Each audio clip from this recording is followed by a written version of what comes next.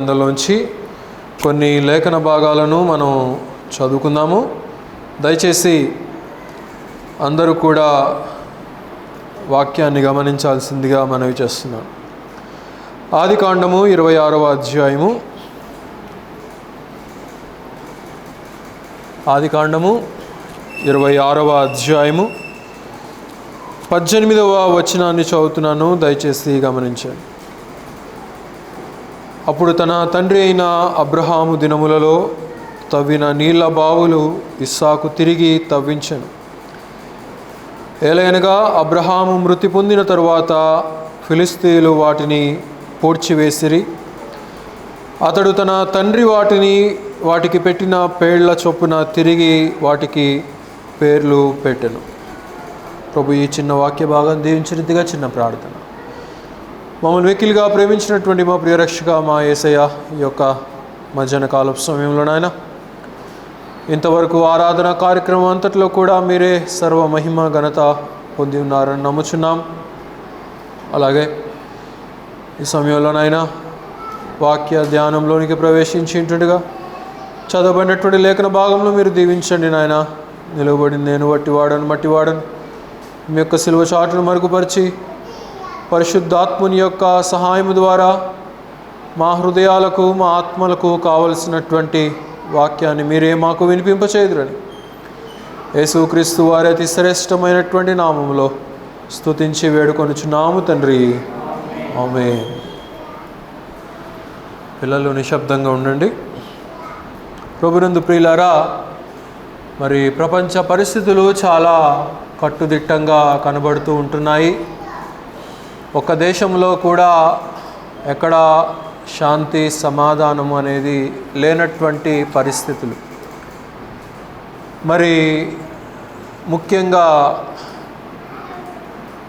Gaza Israel యుద్ధము, అలాగే Iran Israel యుద్ధము, అలాగే రష్యా యుక్రెయిన్ యుద్ధము, ఇవన్నీ కూడా జరుగుతూనే ఉన్నాయి. మరి ముఖ్యంగా గడిచినటువంటి 2-3 వారాల్లో ఇరాన్కు సంబంధించినటువంటి మరి ముఖ్య నేతలను ఇజ్రాయెల్ దాడి చేసి హతమార్చడం జరిగింది. 2-3 నెలల క్రితం ఇరాన్ యొక్క ప్రధాని మరి హెలికాప్టర్ ప్రమాదంలో చనిపోయాడనేది మనందరికీ తెలిసినటువంటిదే. వారు ఇజ్రాయెల్ మీద క్షిపణి యొక్క దాడి చేయాలని తలంచినప్పుడే ఆ ప్రమాదం జరిగింది. మరలా ఈ ఇజ్రాయెల్కి సంబంధించినటువంటి ఇంటెలిజెన్స్ వర్గము గడిచిన వారం మరి ఇరాన్కు సంబంధించినటువంటి హిజ్బుల్లా అనబడేటువంటి ఒక సంస్థ, ఒక తీవ్రవాద సంస్థకు చెందినటువంటి ఒక ముఖ్య నేతను హతమార్చడం జరిగింది. మరి వారు చాలా తీవ్రంగా ఇజ్రాయెల్ మీద దాడి చేయాలని చెప్పి వారు సన్నాహాలు చేస్తూ ఉంటున్నారు. నిన్నటి దినాన కూడా గాజా మీద ఇజ్రాయెల్ చాలా మిక్కుటంగా దాడి చేయటం జరిగింది. సుమారుగా 150 నుంచి 200 మంది చనిపోయినట్లుగా న్యూస్లో చెప్తా ఉంటున్నారు. కనుక ఈ అంత్యకాలంలో ఇవన్నీ జరుగుతాయనేది మనకు దేవుని యొక్క లేఖనాలు తెలియచేస్తున్నటువంటి విషయాలే. అంత మాత్రమే కాకుండా కరువు పరిస్థితులు కూడా, ఒకప్పుడు ధాన్యము పండి చేతికి రాకపోవటాన్ని కరువు అని చెప్పి అనేటువంటి వారు. కానీ ఇప్పుడు అలా కాదు.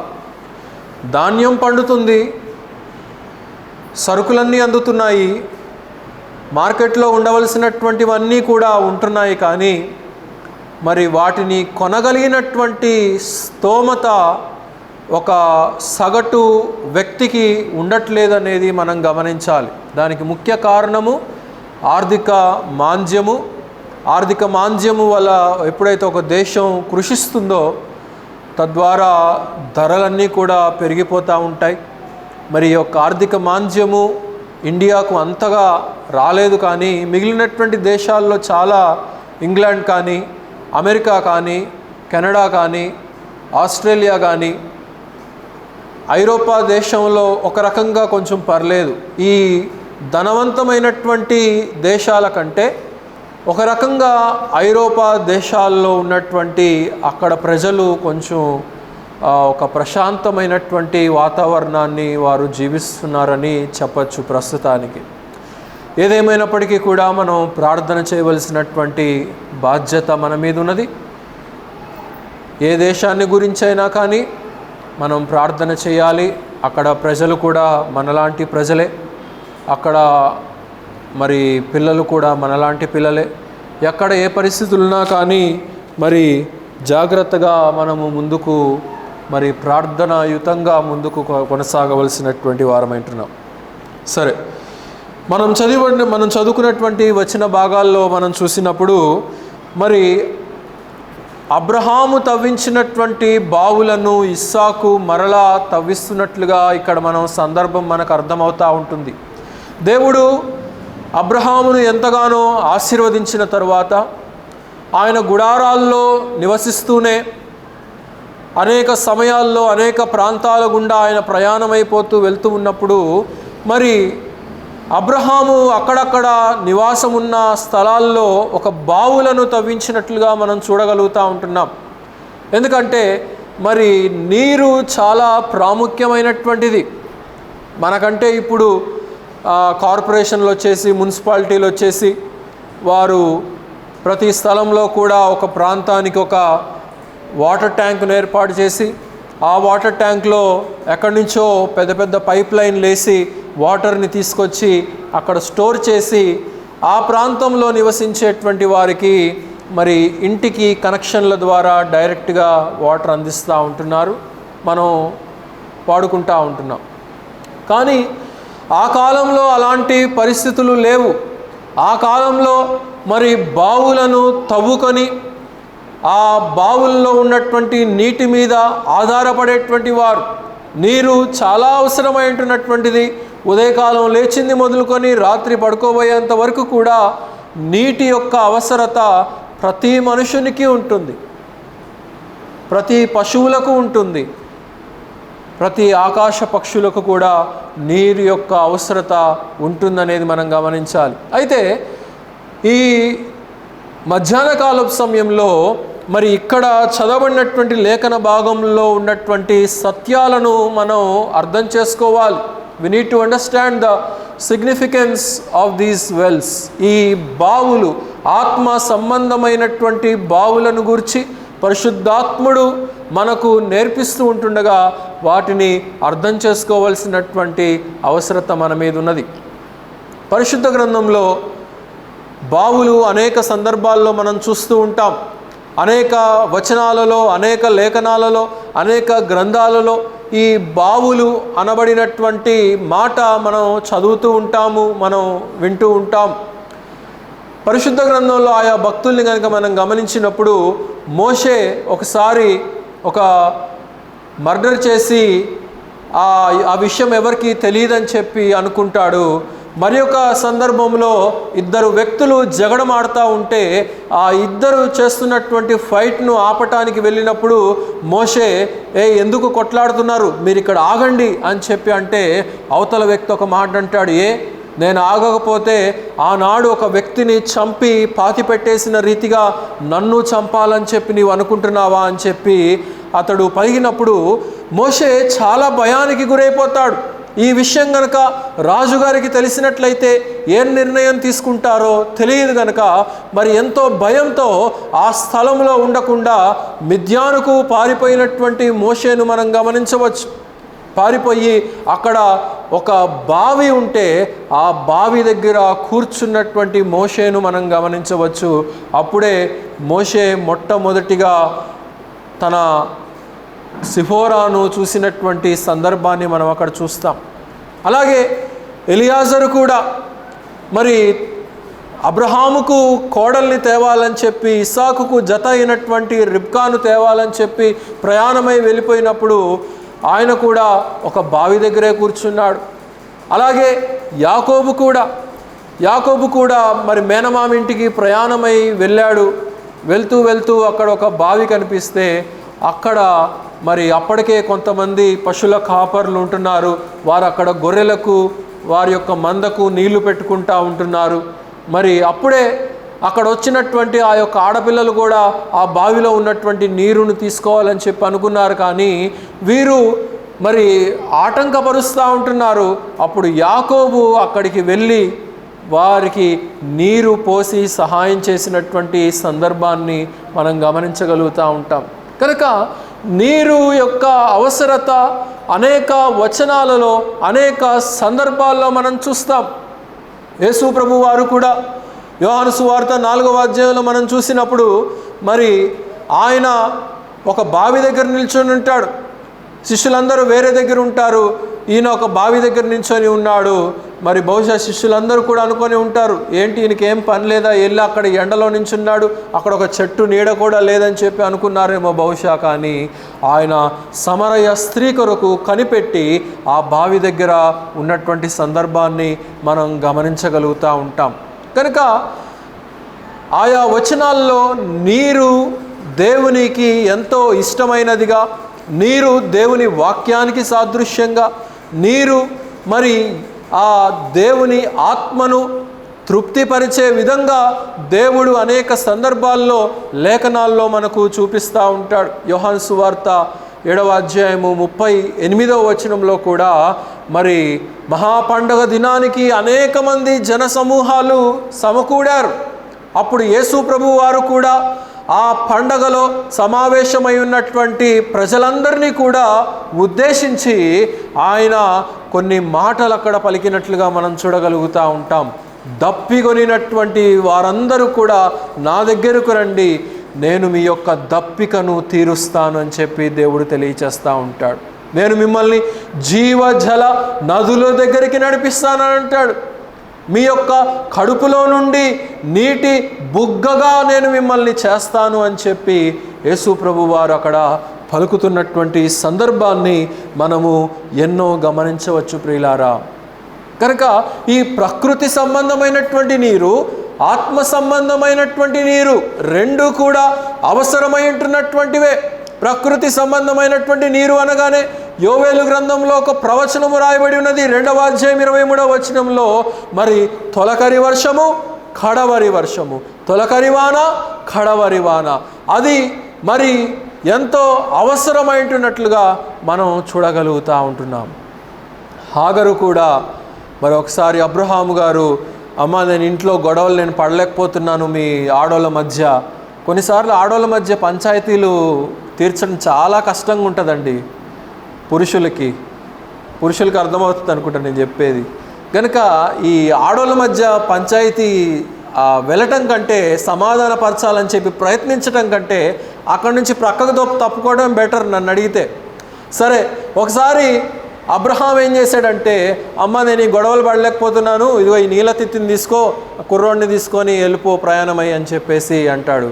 మరి ఈ మధ్యలో ఈ వీడేం చేశాడంటే ఆ నీటి తిత్తిలో ఉన్నటువంటి నీరు మొత్తం ఖాళీ చేసేసాడు. దాహం దాహం దాహం దాహం అని చెప్పి ఏడుస్తూ ఉంటున్నాడు. తల్లికి ఏం చేయాలో అర్థం కాలేదు. కుమారుడు చనిపోయేటువంటి పరిస్థితుల్లో ఉంటున్నాడు. ఎక్కడా కూడా నీరు దొరకనటువంటి పరిస్థితుల మధ్య వారు ప్రయాణాన్ని కొనసాగిస్తూ ఉంటున్నప్పుడు ఏం చేయాలో అర్థం కాక ఆ పసివాని ఏడుపంట ఎవరికి వినపడిందంట? దేవునికి వినపడినట్లుగా మనం చూడగలుగుతూ ఉంటున్నాం. పసిపిల్లల యొక్క అంగలార్పు, పసిపిల్లల యొక్క ఏడుపు, వారు కష్టంలో ఉన్నప్పుడు, శ్రమలో ఉన్నప్పుడు, ఇరుకులో ఉన్నప్పుడు, వారు ఏ ప్రాంతానికి చెందిన వారైనా, ఏ మతానికి చెందిన వారైనా మరి పసిపిల్లల యొక్క ఏడుపును మరి ఆ సృష్టికర్త వింటాడు అనేది మనం ఇక్కడ గమనించవలసినటువంటి విషయం. అలాగైతే వారికి అక్కడ దేవుడు కనుపరిచినప్పుడు ఆమె ఆ నీటి ఊటను చూసినట్లుగా మనం చూడగలుగుతూ ఉంటున్నాం. కీర్తనల గ్రంథం 42వ కీర్తనలో ఒక మాట అంటాడు, గమనించండి. 42వ కీర్తన మొదటి 2 వచనాలు చదవండి.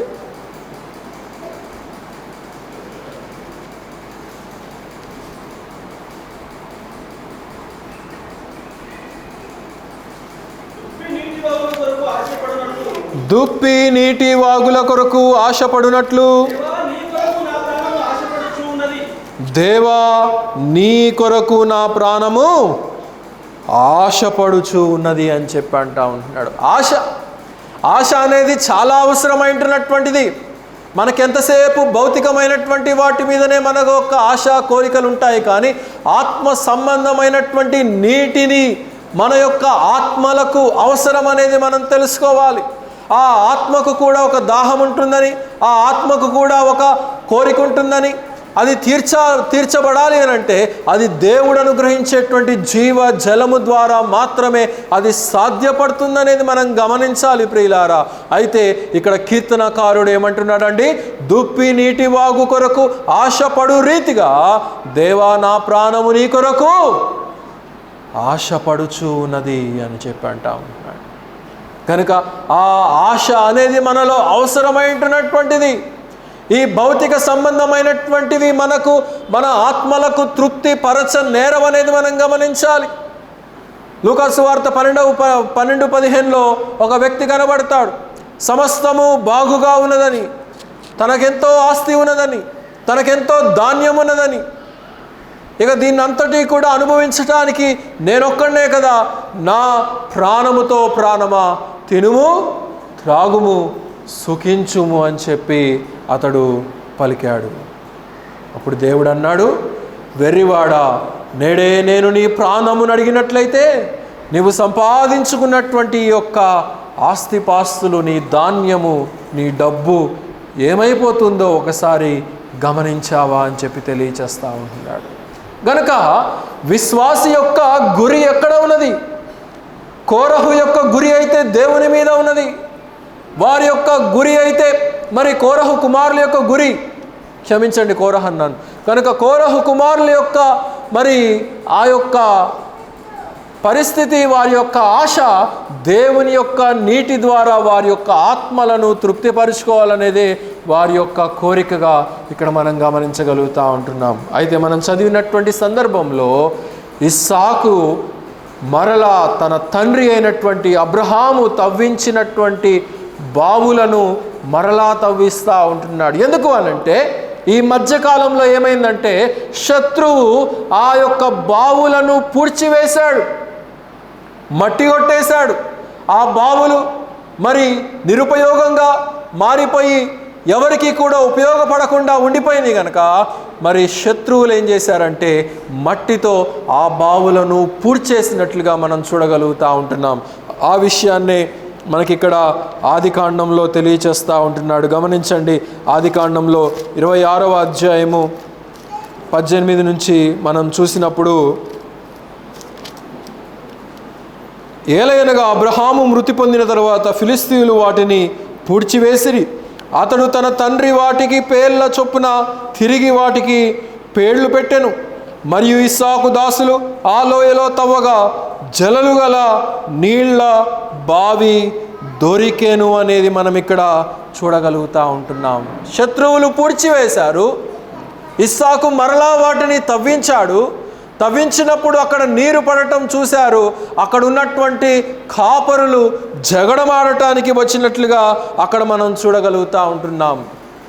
మట్టి పూడ్చినప్పుడు మరి రాలేదే, శత్రువు మట్టి కొట్టేసినప్పుడు రాలేదే, సాతానుడు విశ్వాసిని ఎదగనీయకుండా చేసినప్పుడు ఏమైపోయారు వీళ్ళంతా కూడా?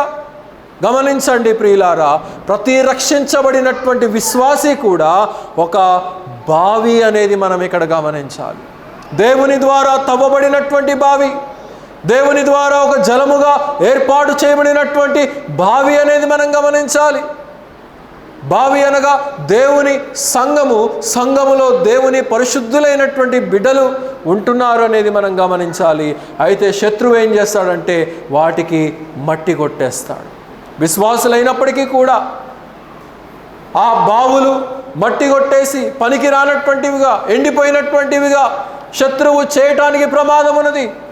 వాడు ఏ రూట్లో నుంచి వస్తాడో మనకు తెలియదు. మట్టి అంటే మరి శారీరక ఆశలు, ఐహికమైనటువంటి ఆశలు, అనేక రకాలైనటువంటి మరి కామ క్రోధ లోభ మదమోహం ఆశ్చర్యాలలో మానవుడు మునిగిపోతూ ఉంటున్నాడనేది మనం ఇక్కడ అర్థం చేసుకోవలసినటువంటి విషయం ప్రియులారా.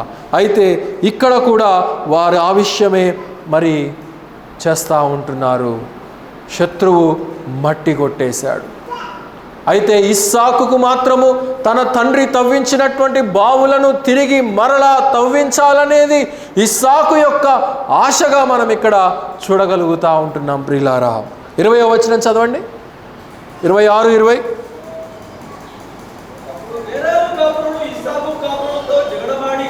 అప్పుడు గెరారు కాపరులు ఇస్సాకు కాపరులతో జగడమాడి, ఈ నీరు మాదే. గమనించండి, ఇక్కడ శత్రువులు పూడ్చివేశారు, బావులను ఎవరు తవ్వించారు? ఇస్సాకు యొక్క పనివారు తవ్వారు. మరి తవ్వించినటువంటి వారిది హక్కు అవుతుందా? ప్రేక్షక పాత్ర వహిస్తున్నటువంటి వారిది హక్కు అవుతుందా?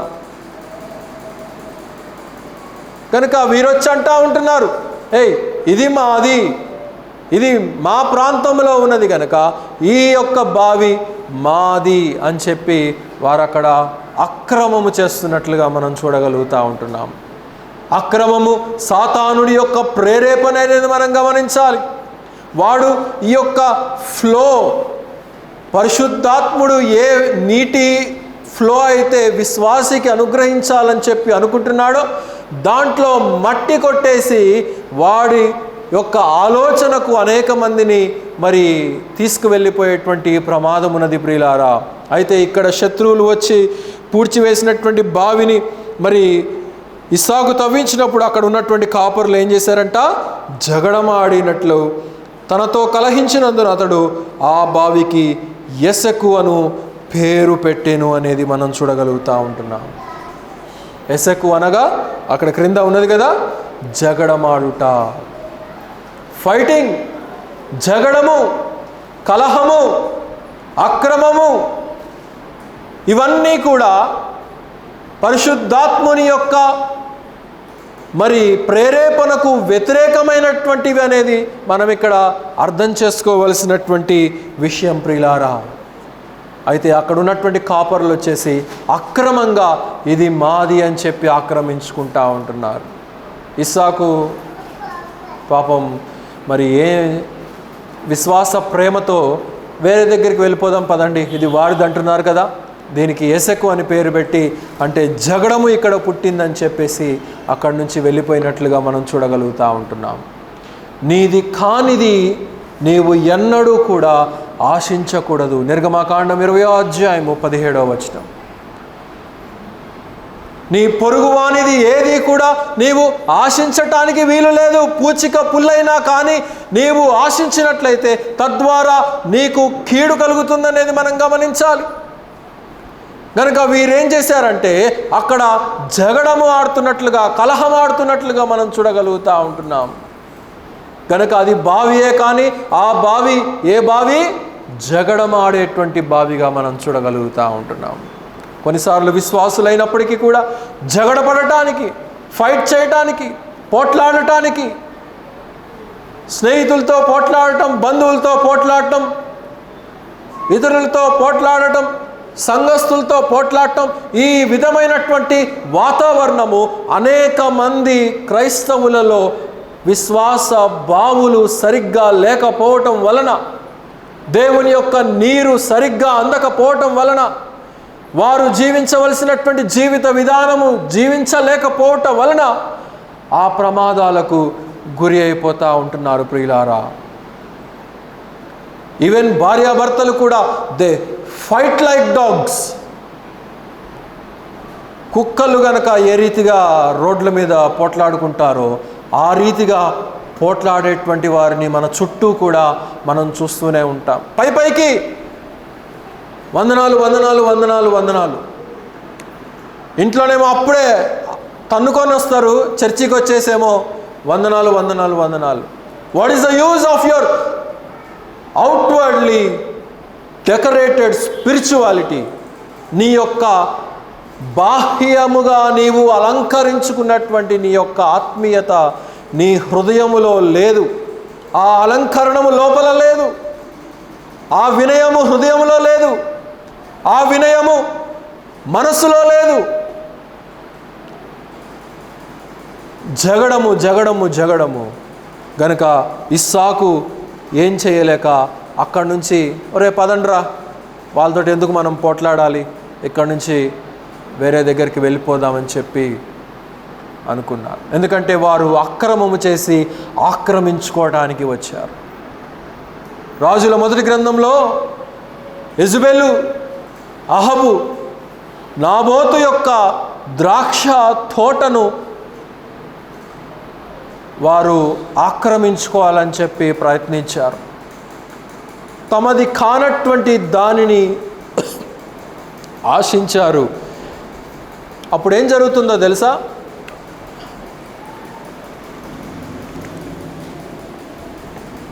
అక్కడ అహబు, యెజబెలు ఏ స్థలములో అయితే నాబోతు యొక్క రక్తమును కుక్కలు నాకాయో అదే స్థలంలో యెజబెలు, అహబు యొక్క రక్తాన్ని కుక్కలు నాకినట్లుగా మనం చూడగలుగుతూ ఉంటున్నాం.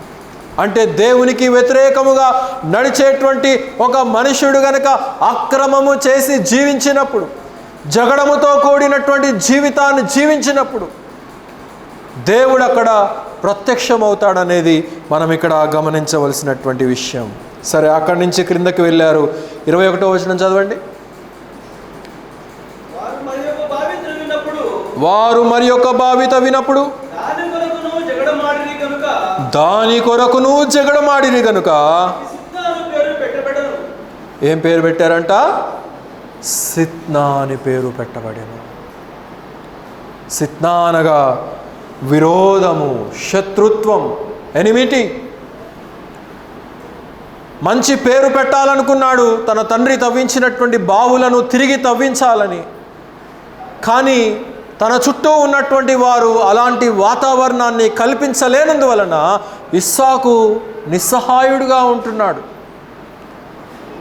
అంటే ఇస్సాకు ఫైట్ చేయలేక కాదు, ఇస్సాకు దగ్గర ప్రజలు ఉన్నారు, ఇస్సాకు దగ్గర పనివారు ఉన్నారు, తిరిగి ఫైట్ చేయగలిగినటువంటి కెపాసిటీ ఇస్సాకుకు ఉన్నది. కానీ దేవునిని బట్టి, విశ్వాసాన్ని బట్టి ఎందుకు అనవసరమైనటువంటి ఫైట్ని మనం అక్కడ ఎందుకు అనవసరంగా డిస్ప్యూట్ని మనం పుట్టించాలని చెప్పేసి వారు ఎలాగో తెలియక చేస్తున్నారు, మనం తెలిసి ఎందుకు ఫైట్ చేయాలని చెప్పేసి ఇస్సాకు అక్కడి నుంచి వెళ్ళిపోయినట్లుగా మరి యొక్క సందర్భానికి మనం చూడగలుగుతూ ఉంటున్నాం. అక్కడి నుంచి ఎక్కడికి వెళ్ళాడో తెలుసా? చదవండి క్రిందకు 22. అతడు అక్కడ నుండి వెళ్ళి మరి ఒక బావి తవ్వించెను, దాని విషయమై వారు జగడమాడలేదు గనుక అతడు ఇప్పుడు యెహోవా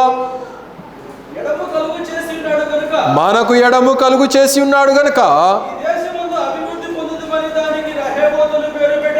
దానికి రెహబోతును పేరు పెట్టాను. 3వ బావి తవ్వించాడు. తవ్వించినప్పుడు వీరెవరు కూడా రాలేదు. ఎవరు కూడా గెరారు కాపరస్తులు కానీ, ఫిలిస్తీన్లు కానీ అక్కడ జగడమాడటానికి ఎవరు కూడా రాలేదు కనుక 3వ బావికి ఏం పేరు పెట్టాడు? రెహబోతను పేరు పెట్టాడు. అనగా ఎడము. ఇంగ్లీష్లో ద ప్లెంటీ రూమ్ అంటే విశాలమైనటువంటి ప్రదేశము, అంటే విశాలత కలిగింది. అక్కడ జగడమాడేటువంటి స్థలము కాదది, శత్రుత్వానికి పూనుకునేటువంటి స్థలము కాదది, విరోధానికి మార్గము దారి తీసేటువంటి స్థలము కాదు గనక అది. వాటి నుండి దేవుడు ఎడము చేశాడు గనక అక్కడ ఇస్సాకు ఆ పేరు పెట్టినట్లుగా మనం చూడగలుగుతూ ఉంటున్నాం. కనుక ఇస్సాకు అంతకు మునుపు పోరాడగలిగినటువంటి శక్తి ఉన్నప్పటికీ కూడా పోరాడకుండా ఆగటము వలన దేవుడు ఎక్కడికి నడిపించాడంటే వాటి నుండి దూరమైనటువంటి వాటి దగ్గరికి రెహబోతుకు నడిపించినట్లుగా మనం చూడగలుగుతూ ఉంటున్నాం. అలాగైతే ప్రభునందు ప్రియులారా, అనేక మంది రెహబోత్ అనబడినటువంటి ప్రాంతంలో ఎడము కలిగింది గనక ఇస్సాకు అక్కడ రిలాక్స్ అయిపోలేదు, మరి ఒక ప్రదేశానికి వెళ్ళాడు. ఇక్కడ నాకే ఫైటింగ్ లేదు, నాకంతా ప్రశాంతంగా ఉంది, నాకు వాతావరణం అంతా కూడా పీస్ఫుల్గా ఉంది, నేను ఇక్కడ కూర్చుంటాను, ఇక చాలు అని చెప్పి ఇస్సాకు ఆగినటువంటి వాడు కాడు ప్రియులారా.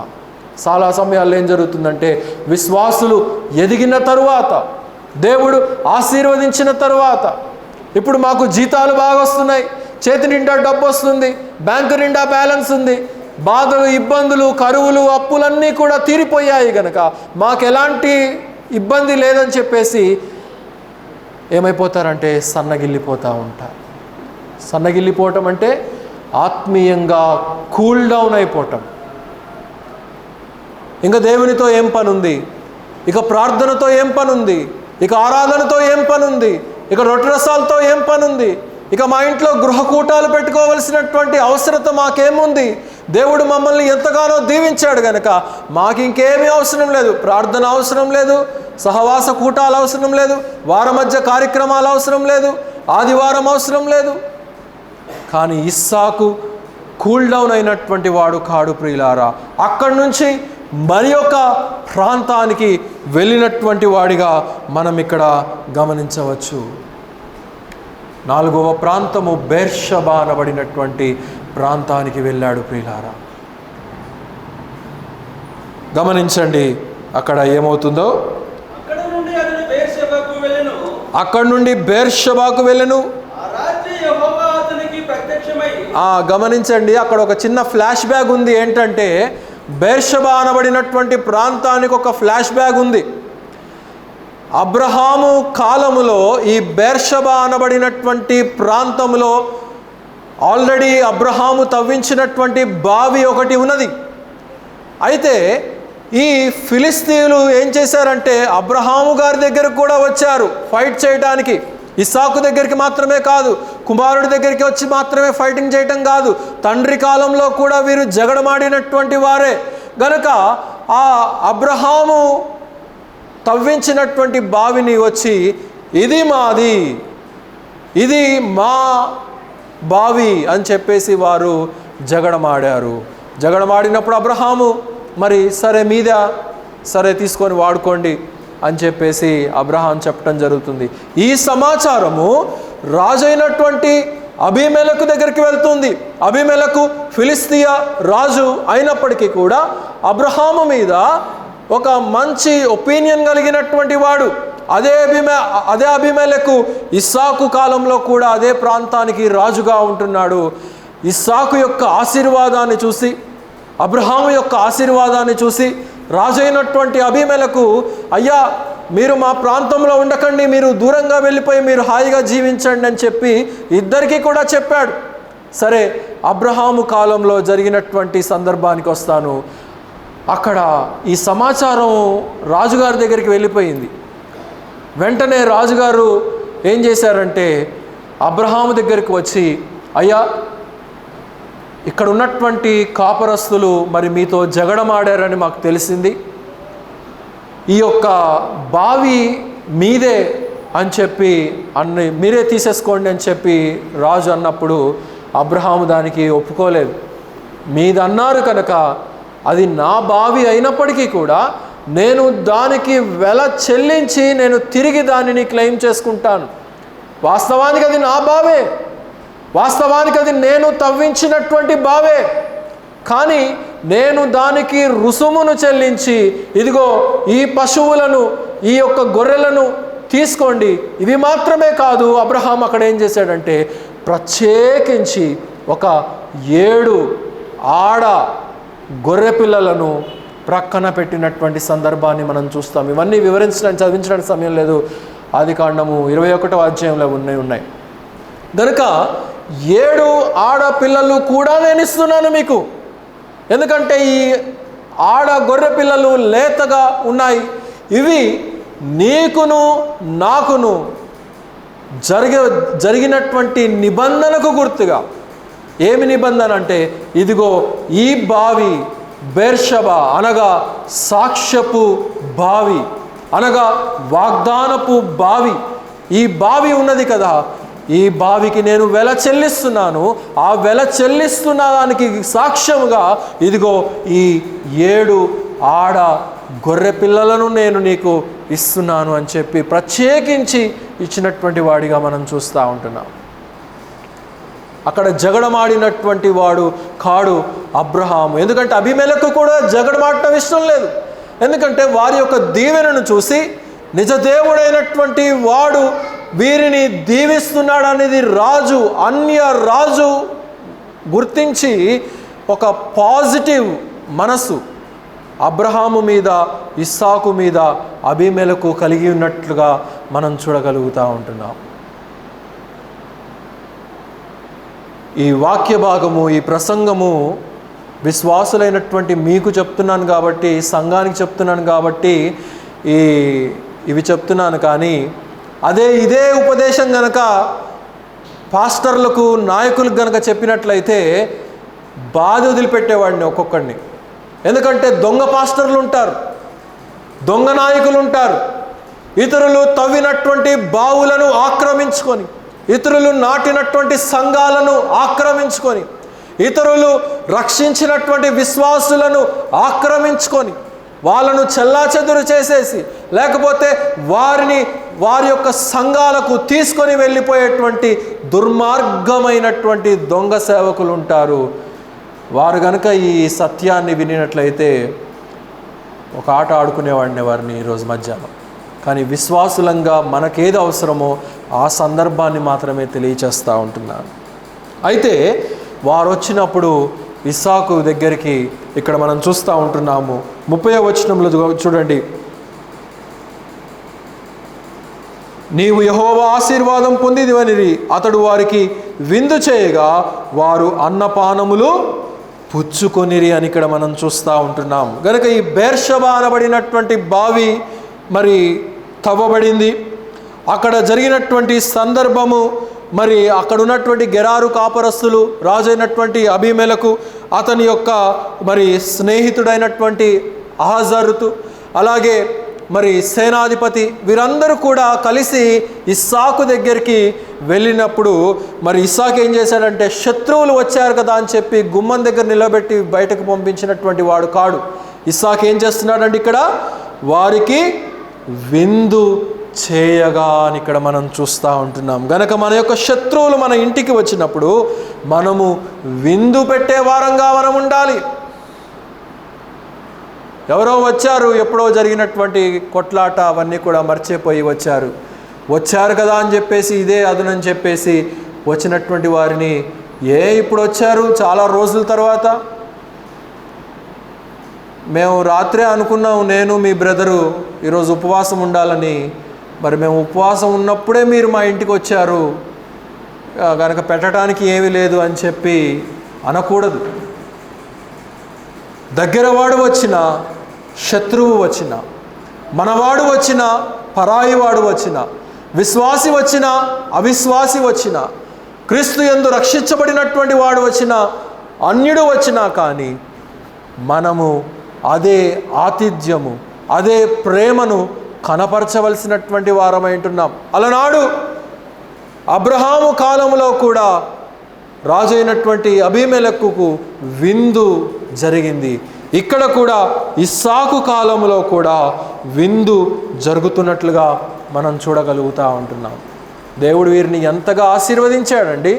దేవుని యందలి విశ్వాసం ఉంచినప్పుడు, దేవుని యొక్క నీతి ప్రకారంగా జీవించినప్పుడు, దేవుని యొక్క మంచి బావిగా, దేవుని యొక్క ఆ యొక్క జీవజల ఊటలు ఉబికేటువంటి ఒక బావిగా ఒక విశ్వాసి ఉన్నప్పుడు, అబ్రహాము, ఇస్సాకులు రాజునకు ఆతిథ్యం ఇచ్చేటువంటి వారుగా, రాజుకు గిఫ్ట్స్ని ఇచ్చేటువంటి వారుగా, రాజుకు బహుమానాల్ని ఇచ్చేటువంటి గొప్ప ఆశీర్వాదము దేవుడు వీరికి ఇచ్చినట్లుగా మనం ఇక్కడ చూడగలుగుతూ ఉంటున్నాం. మరి మన బావి ఏ రీతిగా ఉన్నది? ఎండిపోయినటువంటి స్థితిలో ఉన్నదా? పరిశుద్ధాత్ముని నుండి రావాల్సినటువంటి కనెక్షన్ తెగిపోయినటువంటి స్థితిలో ఉన్నదా అనేది మనం ఇక్కడ ఆలోచన చెయ్యాలి. నీరు కలిగినటువంటి బావులే కాదు, ఎండిపోయినటువంటి బావులు కూడా ఉంటాయి. చదవండి ఒక మాట, పేతురు రాసిన 2వ పత్రిక 2వ అధ్యాయం 17వ వచనం చదవండి.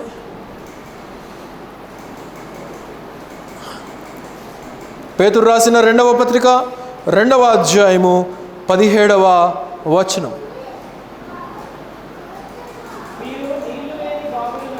వీరు నీళ్లు లేని బావులను పెనుగాలికి కొట్టుకొని పోవు మేఘములై ఉన్నారు. వీరు ఎండిపోయినటువంటి బావులు అనేది ఇక్కడ తెలియచేస్తూ ఉంటున్నాడు. శత్రువు ఎండగడతాడు. దేవుని నుండి ఉన్నటువంటి సంబంధ బాంధవ్యము, విశ్వాసిగా నీవు నడవాలన్నప్పుడు, జీవించాలన్నప్పుడు నీకొక దృఢ నిశ్చయము, దృఢ సంకల్పము కనుక దేవునిలో, ఆత్మీయతలో, సంఘములో, సహవాసములో, ప్రేమలో గనక లేకపోయినట్లయితే వాడు అలనాడు బావులకు మట్టి కొట్టిన రీతిగా నీ యొక్క బావికి కూడా వాడు మట్టి కొట్టి దేవుని నుండి ఎడము కలుగు చేస్తాడు. శత్రువుల నుండి కాదు ఎడము, వాడు దేవుని నుండే నీకు ఎడము కలుగజేయగలిగినటువంటి కెపాసిటీ కలిగినటువంటి వాడిగా మనం ఇక్కడ చూడగలుగుతూ ఉంటున్నాం. కానీ ఇస్సాకు మాత్రం అలాగూ కాదు ప్రియులారా. ఇక్కడ ఒక విషయం చెప్తాను. అబ్రహాము గనక ఎసకు దగ్గర ఆగిపోయినట్లయితే సిత్నాకు వచ్చేవాడు కాదు. సిత్నా దగ్గర ఆగిపోయినట్లయితే ఊరికే శత్రువులు వచ్చి దాడి చేస్తున్నారు, నేను తవ్వటము ఆపేయాలని చెప్పేసి, తవ్వించడం ఆపేయాలని చెప్పి కనుక ఇస్సాకు అనుకున్నట్లయితే ప్రశాంతమైనటువంటి వాతావరణం కలిగినటువంటి ఆ యొక్క మరి రెహబోతుకు వచ్చేటువంటి వాడు కాడు.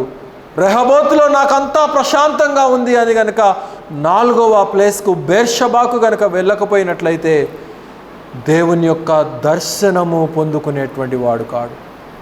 దేవుని యొక్క ప్రత్యక్షతను పొందుకునేటువంటి వాడు కాడు. ఇస్సాకు ఆగినటువంటి వాడు కాడు. ఇస్సాకు సాగి ముందుకు ప్రయాణించినటువంటి వాడిగా మనం చూస్తూ ఉంటున్నాం. మనము కూడా దేవుని యొక్క ప్రత్యక్షత చూడాలా, దేవుని యొక్క ఆనందము చూడాలా, దేవుని యొక్క ఆశీర్వాదము, దీవెనలు ఏ రీతిగా మన ఎడల దేవుడు కనుపరుస్తున్నాడు అనేది గమనించాలి అనంటే నీవు ప్రయాణాన్ని కొనసాగిస్తూనే ఉండాలి. నీ బావి ఎండిపోయినటువంటి బావిగా ఉండటానికి వీలు లేదు. ఒకవేళ ఎండిపోయిందా దేవుడు తెలియచేస్తూ ఉంటున్నాడు. కీర్తన గ్రంథానికి రండి. కీర్తన గ్రంథము 107వ కీర్తన 35వ వచనాన్ని చదవండి. 107:35.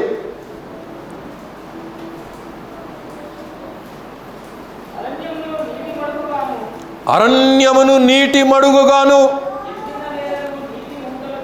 ఎండిన నేలను నీటి ఊటలు గల చోటుగాను ఆయన మార్చును. చాలండి. గనక ఎండిపోయినటువంటి స్థితి ఉన్నదా, దేవునిని అడుగు. ఆయన దానిని జీవజల నదులు ప్రవహించగలిగినటువంటి బావిగా, ఒక నీటి బుగ్గగా తయారు చేస్తాడనేది మనం ఇక్కడ గమనించాలి. సువార్తల్లో ఒకడు కనబడతాడు కదా, నరకంలో వాడుండి అబ్రహామును వాడు ప్రాధేయపడతా ఉంటాడు. అయా అబ్రహామా, నాకు నీరు కావాలి. నీ రొమ్మున ఒకడు దరిద్రుడు ఉన్నాడు ఈ లోకంలో, లాజరు అనబడినటువంటి వాడు. అతని యొక్క వేళ్ళకి కొన్ని నీటి బొట్లను గనక నీవు ఇవ్వగలిగినట్లయితే నా దాహము తీరుతుంది అని చెప్పి అతడు ప్రాధేయపడినట్లుగా మనం చూస్తూ ఉంటున్నాం. కానీ సమయము పోయిన తర్వాత ప్రాధేయపడితే ఏం ప్రయోజనం? నీకు ఇవ్వబడినటువంటి సమయము ఉండగానే ఆ బావిని సరి చేసుకోవాలి. కొంతమంది తమ చేతులారా బావులను పూడ్చుకుంటారండి. శత్రువు వచ్చి పూడ్చకుండానే వీరి యొక్క ప్రవర్తన ద్వారా, వీరి యొక్క జీవిత విధానం ద్వారా, వీరి యొక్క ఆలోచన ద్వారా ఆ బావులను పూడ్చేసుకుంటూ ఉంటారు. కయీను ఆ రీతిగానే పూడ్చుకున్నాడు. ఏసావు ఆ రీతిగానే పూడ్చుకున్నాడు. అబ్షాలోము ఆ రీతిగానే పూడ్చుకున్నాడు. సమయము ఉన్నప్పుడు వారు ఆ యొక్క ప్రవాహాన్ని స్వీకరించలేదు. జీవితకాలమంతా కూడా ఎండిపోయినటువంటి స్థితిల్లోనే వారు మరణించి నరకానికి పాత్రులైనట్లుగా మనం చూడగలుగుతూ ఉంటున్నాం. కనుక మనకివ్వబడినటువంటి సమయాన్ని మనం వృధా చేసుకోకూడదు. అనేక మంది నేడు సంఘాలలో వృధా చేసుకుంటూ ఉంటున్నారు. ఎందుకు రాలేదు అంటే సమాధానం లేదు, ఎందుకు జాయిన్ కాలేదంటే సమాధానం లేదు, ఎందుకు కలిసి రావట్లేదంటే సమాధానం లేదు. నీ సమాధానము చెప్పలేనటువంటి నీ యొక్క స్థితి ఎండిపోతున్నటువంటి స్థితి అనేది గమనించాలి. నీ ప్రయాణాన్ని నీవు కొనసాగించలేకపోతుంటున్నావు అనేది మనం గమనించాలి. బాగాలేనటువంటి స్థితిని నీవు గుర్తించలేకపోతుంటున్నావేమో. ఒకవేళ బాగున్నానని చెప్పి అంతకు మించినటువంటి ఆశీర్వాదాలు వద్దని చెప్పి నీవు కూర్చుంటున్నావేమో గమనించుకోవాలి ప్రియులారా. కనుక పరిశుద్ధాత్ముడు ఈ మధ్యాహ్న కాలపు సమయంలో ఈ యొక్క సత్యాలను మనకు తెలియచేస్తూ ఉంటున్నాడు. గనక 23వ వచనాన్ని చదవండి, 26, 23.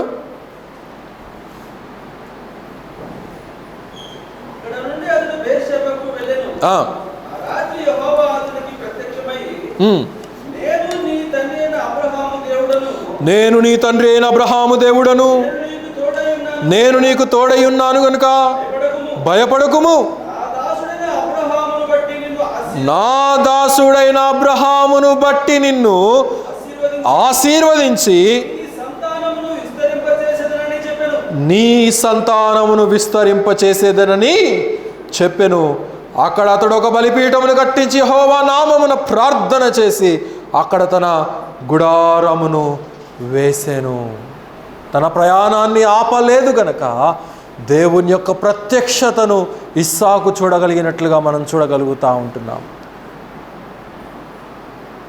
అబ్రహాము యొక్క దేవుడనని చెప్పి ప్రభు కనపరుస్తూ అక్కడ అంటున్నాడు, భయపడుకుము నా దాసుడైన అబ్రహామును బట్టి. అది మనం అండర్లైన్ చేసుకోవాల్సినటువంటి మాట. నా స్నేహితుడైనటువంటి అబ్రహాము యొక్క కుమారుడు నీవని చెప్పి నేను గుర్తించాను. ఎందుకంటే ఇస్సాకు తన ప్రయాణాన్ని ఆపలేదు, తన విశ్వాసాన్ని ఆపలేదు, తన యాత్రను ఆపలేదు. దేవునితో తాను కలిగి ఉండవలసినటువంటి సహవాసము, దేవుని యొక్క ప్రత్యక్షత దొరికేంత వరకు కూడా ప్రయాణిస్తూనే ఉన్నాడు గనుక మరి ఆ ప్రత్యక్షతను కనుపరిచినట్లుగా మనం చూడగలుగుతూ ఉంటున్నాం. కొన్నిసార్లు మన ఇళ్లలో ఉన్నటువంటి పెద్దవారైనటువంటి విశ్వాసుల్ని బట్టి కొన్నిసార్లు పిల్లల మీదకి ఆ దీవెన వస్తుంది. అది మన తాతలు కావచ్చు, మన యొక్క తల్లిదండ్రులు కావచ్చు. ఇక్కడ అంటూ ఉన్నాడు కదా, నా దాసుడైన అబ్రహామును బట్టి నిన్ను ఆశీర్వదిస్తాను. God remembered. కనుక మనం ఏ రీతిగా జీవిస్తూ ఉంటున్నామో అది రేపు భవిష్యత్తులో మన పిల్లల మీద ప్రభావం చూపిస్తుంది అనేది మనం ఇక్కడ అర్థం చేసుకోవాల్సినటువంటి విషయం.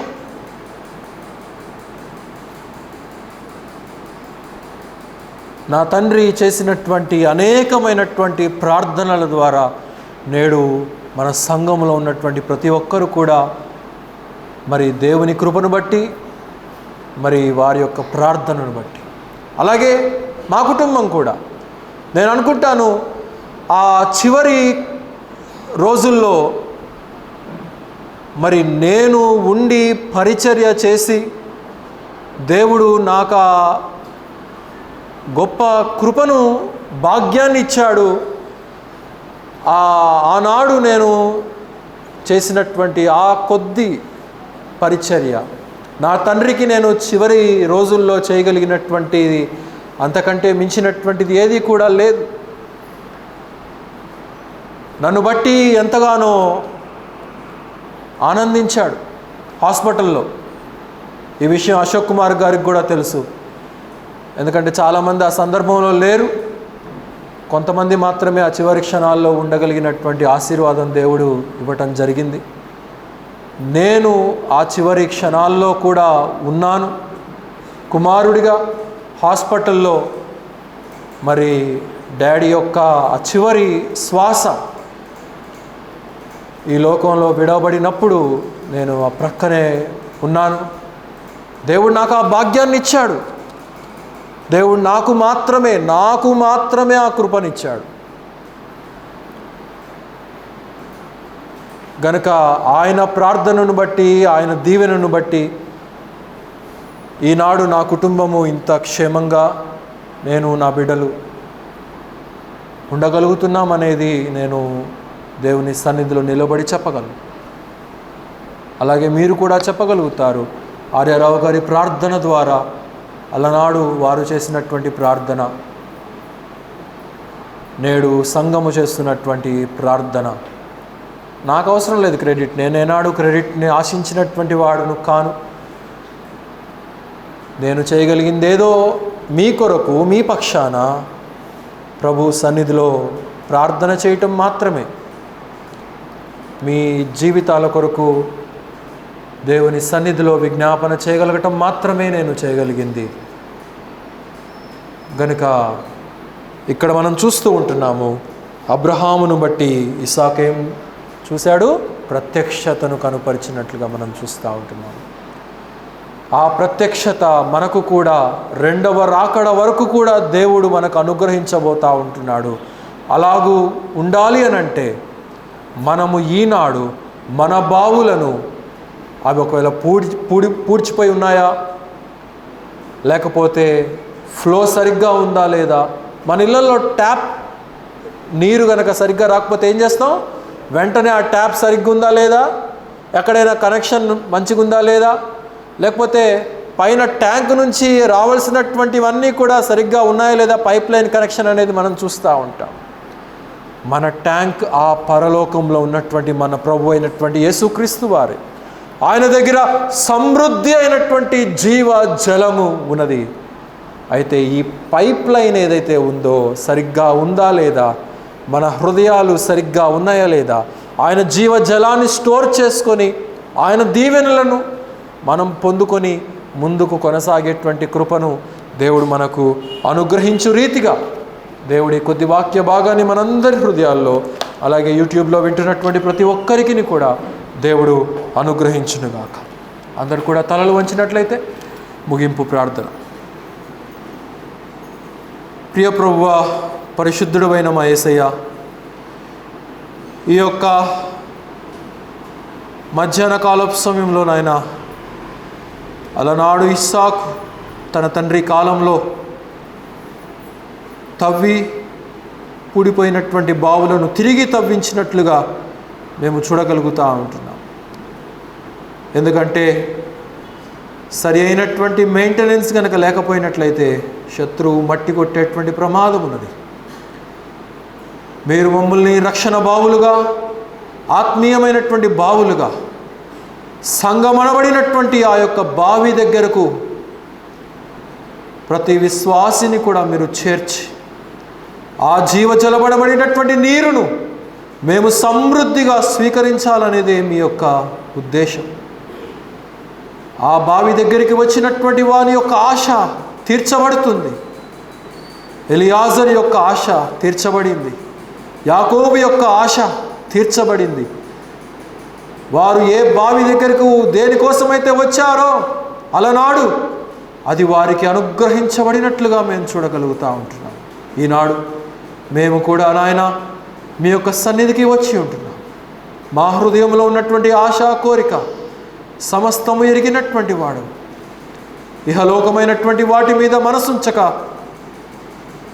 పౌలు తెలియచేసిన రీతిగా పరమందు ఉన్నటువంటి వాటి మీదే మీ యొక్క మనసును కేంద్రీకరించుడని చెప్పి తెలియచేశాడు నాయన. అవును నాయన, పర సంబంధమైనటువంటి వాటి మీద ఉంచితే మాకు దీవెన, మాకు ఆశీర్వాదం. ఇహలోకమైనటువంటి వాటి వైపు మేము ఎంతగా పరుగులెత్తినప్పటికీ కూడా అశాంతి, నిస్పృహ తప్ప మరి ఏమీ లేదు నాయన. కనుక ప్రతి ఒక్కరము కూడా సంగమనబడినటువంటి జీవజల ఊటల దగ్గరికి మేము వచ్చి ఉంటుండగా మా ఆత్మలు తృప్తి పడు రీతిగా మీ దర్శనము మాకు కలుగునట్లుగా మీ ప్రత్యక్షత మా జీవితాల్లో, మా బిడల జీవితాల్లో, అలనాడు మా పితరులు జీవించినటువంటి జీవిత విధానాన్ని బట్టి మీరు దీవిస్తానని చెప్పి వాగ్దానము చేశారు నాయన. అలనాడు అబ్రహామును బట్టి ఇస్సాకును, ఇస్సాకును బట్టి యాకోబును బట్టి యూదా జనాంగాన్ని మీరు దీవించినటువంటి క్రమాన్ని మేము చూడగలుగుతూ ఉంటున్నాం. మేము కూడా ఆ రీతిగా జీవించినట్లయితే రేపటి మా తరాలు కూడా ఆ దీవెన ఆశీర్వాదాలు పొందుకుంటాయనే విశ్వాస అవగాహన మేము కలిగి ఉండటానికి మీ యొక్క సహాయం గురించి. రెహబోతులో విశ్రమించలేదు ఇస్సాకు, అలాగున ఎవరు కూడా విశ్రమించకుండా ఇక చాలులే ఈ భక్తి, ఇక చాలు ఈ యొక్క సహవాసము, ఇక చాలులే ఈ కూటాలని చెప్పి ఎవరు కూడా అనుకోకుండా ప్రతి ఒక్కరూ కూడా నాయన ప్రతి కార్యక్రమంలో పాలు పొందాలనేటువంటి విఘ్నత, ఆ యొక్క అగ్ని జ్వాల చల్లారిపోయింది నాయన. నేడు అనేక మందిలో తిరిగి మరలా ఆ అగ్ని రవ్వను మీరు వెలిగించమని ప్రార్థన చేయుచుంటున్నాం. యూట్యూబ్ ద్వారా కూడా వీక్షిస్తున్నటువంటి ప్రతి ఒక్కరిని నిండారులుగా దీవించండి, బలపరచండి. మా చుట్టుపక్కల ఉంటున్నటువంటి కాలనీ ప్రజల్ని కూడా నిండారులుగా దీవించండి. చేరి వచ్చినటువంటి ప్రియ సంఘాన్ని కూడా నిండారులుగా దీవించండి. ఈ మధ్యాహ్న కాలపు సమయంలో తిరిగి వారి గృహాలకు వెళ్ళవలసి ఉంటుండగా మీ యొక్క దీవెన ఆశీస్సులతో నింపి సర్వఘనతా మహిమ మీరే పొంది మమ్మల్ని ముందుకు నడిపించుదురని యేసుక్రీస్తు వారి యొక్క అతి శ్రేష్టమైనటువంటి నామంలో స్తుతించి ప్రార్థించి అడిగి వేడుకొనుచున్నాము తండ్రి, ఆమేన్. మన తండ్రి అయినటువంటి దేవుని యొక్క ప్రేమయు, మన ప్రభువును మన రక్షకుడైనటువంటి యేసుక్రీస్తు వారి యొక్క కృపయు, పరిశుద్ధాత్ముని యొక్క అన్యోన్య సహవాసము సన్నిధి సర్వలోకంలో ఉన్నటువంటి పరిశుద్ధులందరితో పాటు మనకును సదాకాలం తోడేడి నడిపించునుగాక. ఆమేన్. అందరికి వందనాలండి. సెలవు తీసుకుంటాం.